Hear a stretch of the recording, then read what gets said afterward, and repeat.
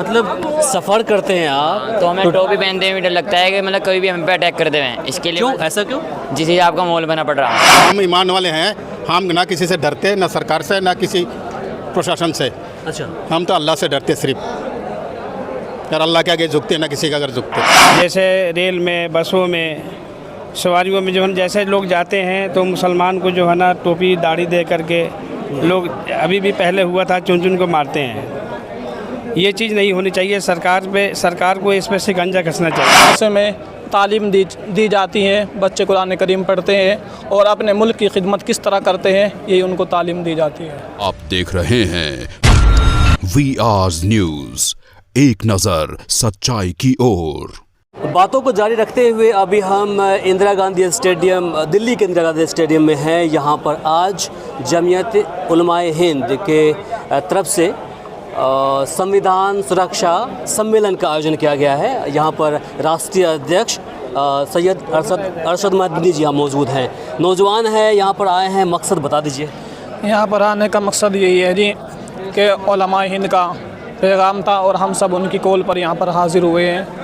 क्यों हाजिर हुए हैं? हाजिर यही है कि देश में बढ़ती हुई नफ़रतों को पर कंट्रोल हो और हमारे नबी करीम सल्लल्लाहु अलैहि वसल्लम के शान में जो गुस्ताखी कर रहे हैं उनके ऊपर सख्त से सख्त कार्रवाई हो और उनको सज़ा हो। कैसे नफ़रत बढ़ रही है?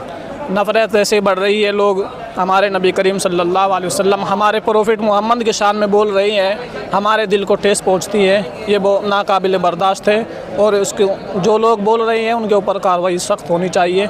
इसके अलावा बताइए, हमारी मांग है। और क्या मांगे हैं आप लोगों की? हमारी मांग ये है, बस देश के अंदर भाईचारा हो, जो लोग देश को लूट रहे हैं उन पर कंट्रोल हो, बढ़ती हुई महंगाई और परेशानी और तालीम के ऊपर एक बहुत बड़ा काम करना चाहिए गवर्नमेंट को। आप पढ़ते हैं क्या? जी।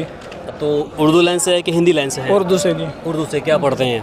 जी मैं किस क्लास में है उर्दू से, या फिर क्या पढ़ते हैं? जी मैं कुरान करीम हिफ्ज़ कर रहा हूँ। हाफिज़ कुरान बनना चाहते हैं आप? जी जी जी कर रहा हूँ। तो चलिए, बहुत बढ़िया। कितने पढ़ा तक आपने हिफ्ज़ किया है? जी मेरा लगभग मुकम्मल हो रहा है कुरान। मुकम्मल हो रहा है जी। अच्छा, इसके अलावा हिंदी भी, इंग्लिश भी होती है पढ़ाई? जी जी, मदरसे में इंग्लिश भी होती है और हिंदी भी होती है, उर्दू के साथ ही हम लोग पढ़ रहे हैं। अच्छा, देखिए, आप लोगों को पिछले कई सालों से जिसको आप लोग गोदी मीडिया कहते हैं, तो वहाँ पर आप लोगों को सुनने और देखने को मिला होगा कि मदरसे के अंदर नफ़रत बांटी जाती है, गलत पढ़ाई जाती है, वहाँ पर जिहाद बनने के लिए सिखाया जाता है। इस तरह की फजूल बातें सुनने को आप लोगों को मिला होगा। इससे कहीं ना कहीं उसे लेकर के जितने मुसलमान हैं देश के सभी आहत में हैं, तो क्या हकीकत में ऐसा कुछ होता है वहाँ पर? नहीं जी, बिल्कुल नहीं। जी मदरसे में ज़्यादातर मदरसे ऐसे हैं उनमें दरवाजे नहीं होते हैं।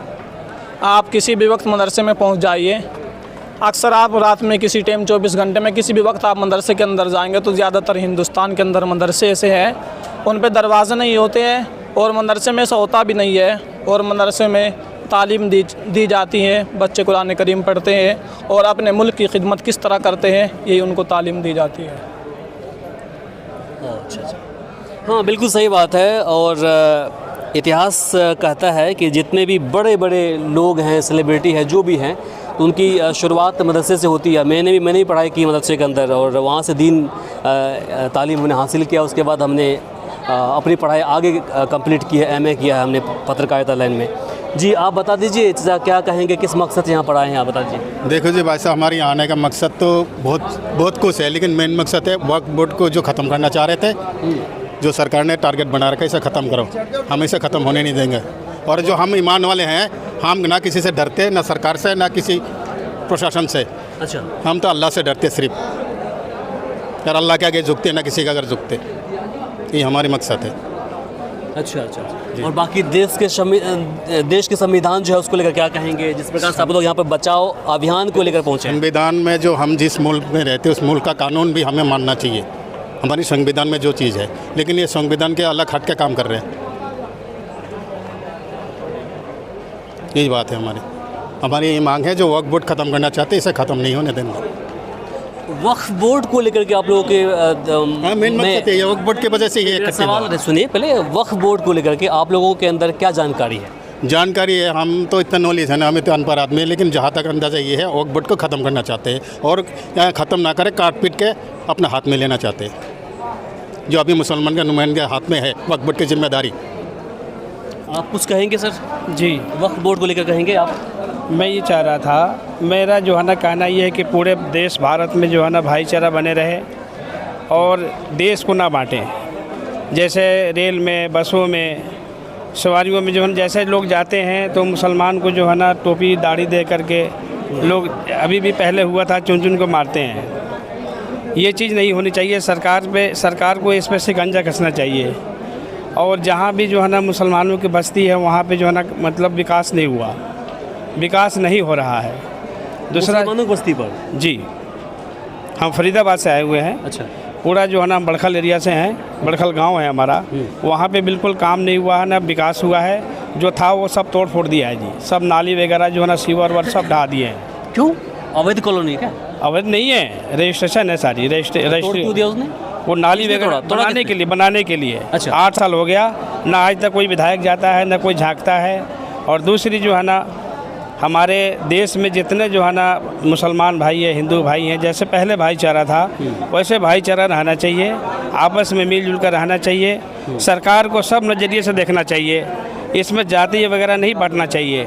हिंदू मुसलमान सरकार जब से बनी है, जब से हिंदू मुसलमान ही करती आ रही है और देश का भला नहीं सोचती, महंगाई नहीं देखती। साग सब्जी इतनी महंगा है, तेल महंगा है, सारे चीज़ महंगाई पर महंगाई जो है ना होते जा रही है। इस पे कंट्रोल नहीं है उनका। बस हिंदू मुस्लिम करते हैं? मैं हिंदू मुसलमान का। आप बताइए, कुछ कहेंगे आप? नौजवान बस हैं। भाई यही कहना चाहेंगे हम, अगर कहीं ट्रेवल्स में चले जाते हैं ना, कहीं ट्रेवल्स में जाते हैं तो टोपी वगैरह पहन के जा नहीं सकते। हमें मतलब डर लगता है और पता हम गलत कदम उठाएंगे ना समझ में आवे ना कुछ, मतलब सफ़र करते हैं आप तो हमें टोपी पहनते हुए डर लगता है कि मतलब कभी भी हम पे अटैक कर दें। इसके लिए क्यों? ऐसा क्यों? जिसे आपका माहौल बना पड़ रहा, जिसे आपका माहौल बना पड़ा है ना, इस माहौल को बस हम तो ये चाहते हैं बस ये शांत हो जाओ और कुछ नहीं। कभी आपके साथ वाक़या हुआ ऐसा कुछ? ऐसा पेश तो नहीं आया अल्हम्दुलिल्लाह, पर हम कोशिश करते हैं ना होए, नहीं तो हमें मरने से नहीं डरते। आप बता दीजिए भैया, कहाँ से आए हैं? हम जी नाहल से आए, जिला गाजियाबाद से। अच्छा। और ये भाई साहब बोल रहे हैं कि हमें डर लगता है कि टोपी पहन के बाहर निकलेंगे तो कहीं ना कहीं कोई हम पर अटैक कर देगा। ऐसा कुछ नहीं है। उन्होंने जो बोला है उसका मकसद कुछ और है। जैसे कि आपने बहुत न्यूज़ में देखा होगा, कहीं एक हमने देखी थी वीडियो, तो ट्रेन में एक बुजुर्ग आदमी बैठे थे और कुछ लफंगे लड़के आए थे वहाँ पर, बजरंग दल वाले जो भी थे, उन्होंने उनकी दाढ़ी वगैरह को मतलब शहीद करा। तो इन चीज़ों को देख कर तो कोई भी बंदा होगा डरेगा, दहशत बैठेगी।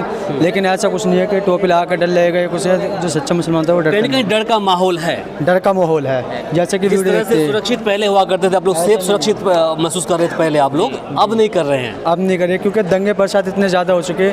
अब आप खुद देख लिए, किसी भी धर्म के बारे में हम टारगेट करेंगे या किसी को गलत कहेंगे, जैसा डॉक्टर जो है भीम साहब हैं, तो किसी को कहेंगे हम ऐसे तो सबको बुरा लगता है अपने धर्म के बारे में। अब हमारे जो पैगम्बर मोहम्मद सल्लल्लाहु अलैहि वसल्लम हैं, उनके शान में गुस्ताखी की थी और हमें बहुत इस चीज़ के ऊपर बहुत अफसोस है, बहुत रोना भी आया कि इतनी बड़ी बात कह दी। ऐसे किसी भी धर्म के बारे में नहीं बोलना चाहिए। सबके सब धर्म अपने अपने अच्छे होते हैं, किसी भी धर्म के बारे में गलत नहीं बोलना चाहिए। हमारे पैगम्बर जो मोहम्मद सल्लल्लाहु अलैहि वसल्लम हैं उनके बारे में आप भी उन लोगों के धर्म के बारे में कुछ बोलते हैं, भगवान के बारे में बोलते हैं? नहीं, हम कुछ नहीं बोलते। हमारा धर्म परमिशन नहीं देता इस चीज़ के बारे में कि आप किसी को गलत कहो। परमिशन नहीं देता है, इस चीज़ को आप लोग ध्यान रखिएगा। ये इनका कहना है कि इस्लाम कहता है कि किसी भी धर्म के बारे में आप गलत शब्द ना बोलें, अपशब्द ना बोलें। उनके जो मानने वाले हैं उनको मानने दीजिए, उनकी इज्जत कीजिए। किसी भी धर्म के बारे में आप गलत शब्द ना बोलें। नहीं बोले, कोई भी धर्म है वो ये इस्लाम आपको जी इजाज़त नहीं देता। ये मस्जिद और मदरसे में जो आप बोल रहे थे कि मतलब ये जहाज़ लफ्ज़ जहाज़ ये सब कुछ एक बकवास है, सब झूठी बातें हैं। वो वहाँ पे मदरसे में यही चीज़ सिखाते हैं कि अगर कोई तुम्हारे सामने गलत करा तो उसको सिर्फ समझाओ, अगर रुक रहा है तो ठीक है, वरना उसको अपने में ताकत है तो रोक दो, वरना अपने इसको गलत समझ कर उसकी साइड से हट जाओ। तुम अगर नहीं रोक सकते तो किसी भी धर्म के किसी भी मदद के बारे में तुम गलत नहीं कह सकते। वो जो कर रहा है वो सही है, उसको उसके हाल पर छोड़ दो। तुम सिर्फ अपने धर्म का अपने मकसद पर रहो। हमें क्या करना है? बहुत बढ़िया, बहुत बढ़िया। आप बता दीजिए भैया।